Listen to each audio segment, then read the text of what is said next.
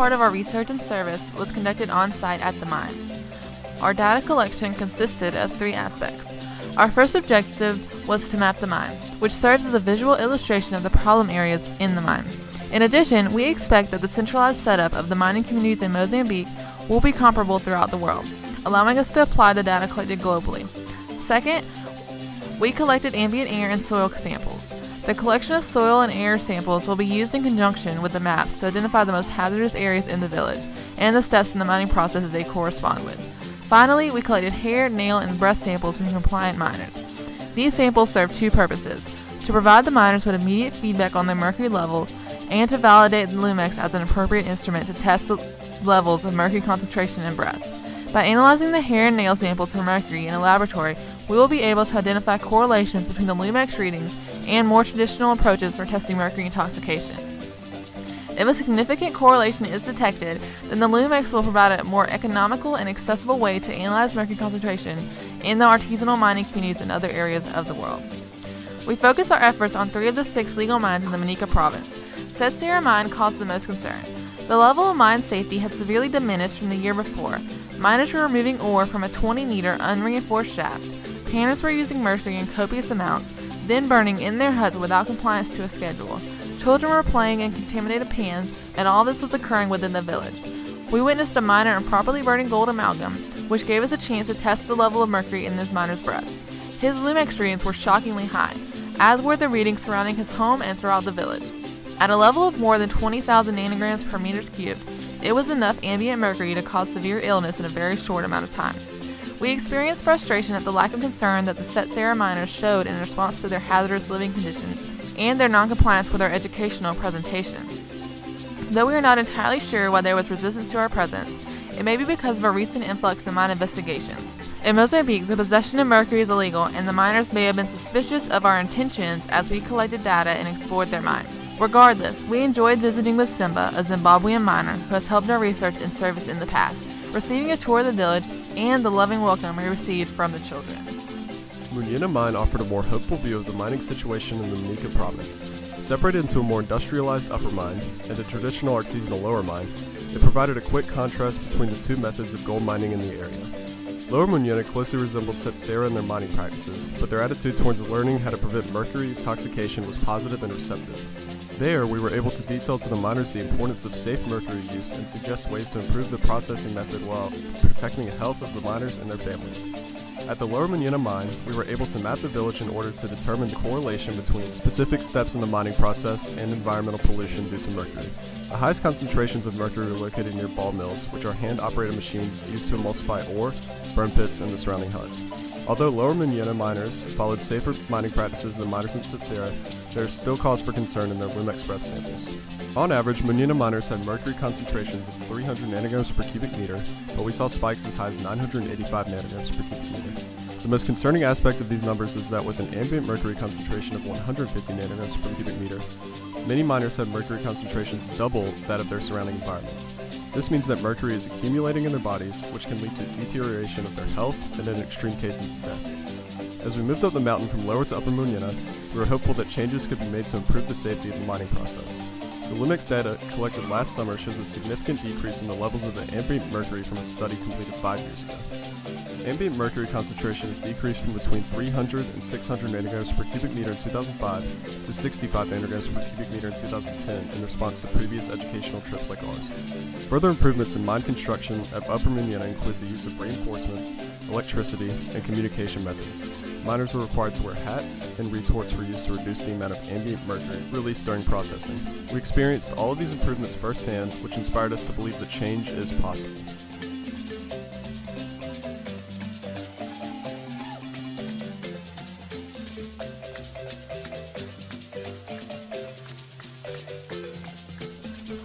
Visiting Cleantech Mine was more of a privilege than work.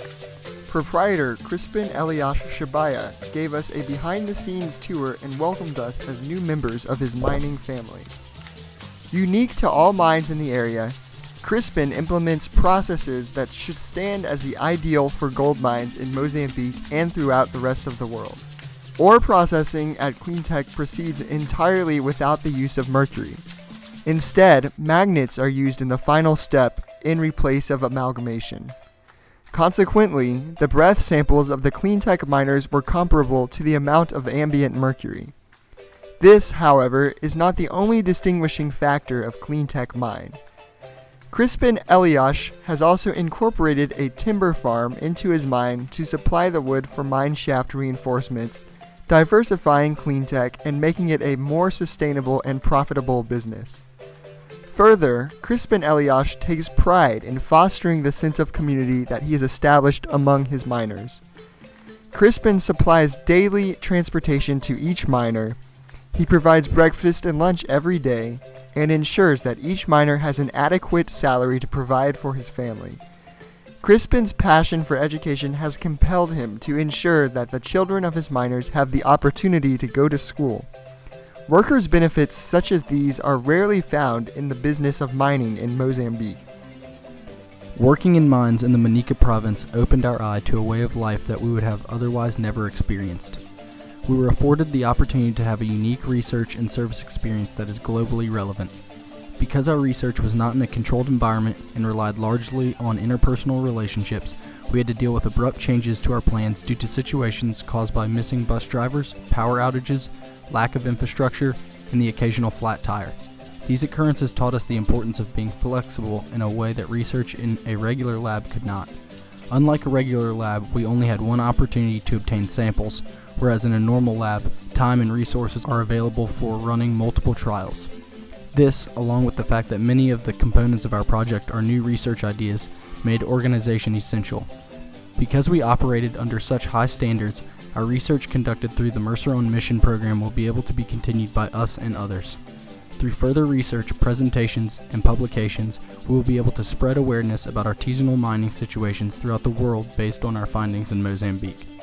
Upon completion of evaluating our data, we were invited to sit down with the Director of Mines for the Manica province of Mozambique and outline our project. He specifically asked us about 3 concepts. First, he inquired into what the Mozambican government is succeeding in when it comes to the safety of miners.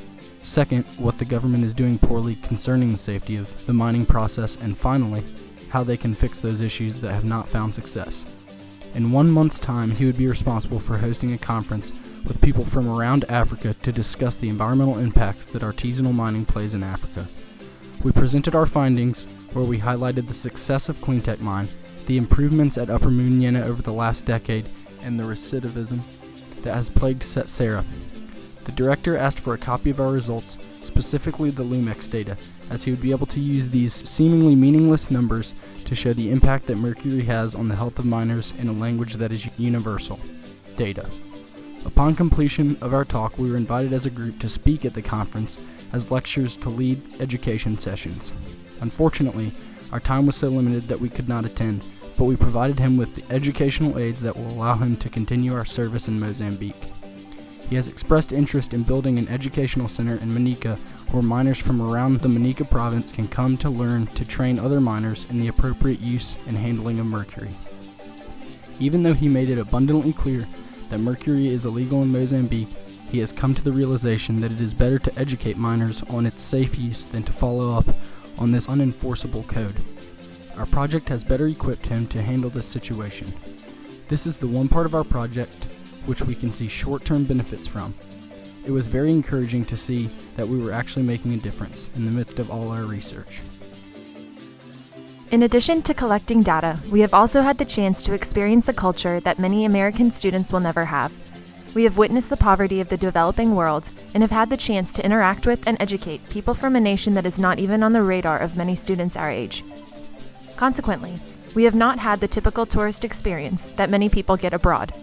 Because Mozambique is not a tourist destination, we have had to come up with our own agenda. Although there are areas in Mozambique that attract wealthy people, we spent our time eating food from the markets, visiting rural gold miners, and eating and learning how to prepare authentic Mozambican cuisine that allowed us to be fully immersed in a realistic view of the culture. To top it all off, we had a life-changing experience and a lot of fun. We want to thank you for your contributions that have allowed us to take the first of many steps that are necessary to bring an end to the problem of artisanal gold mining. Although we have accomplished a lot, there is still a lot of work to be done. There are still illegal miners throughout the Manica and surrounding provinces, and the numbers are growing. However, with your help, we believe that our research and educational programs will be influential in reversing these trends. By informing the mining director and others close to the issue on safe mercury practices and working to provide them with accessible technology to evaluate mercury levels, they will be able to effectively continue the work that we started and educate others to do the same. We are also working to publish several papers that will spread awareness of the issue and hopefully encourage others to aid us in developing the solution. We hope that you will be as proud of the work that we have accomplished as we are.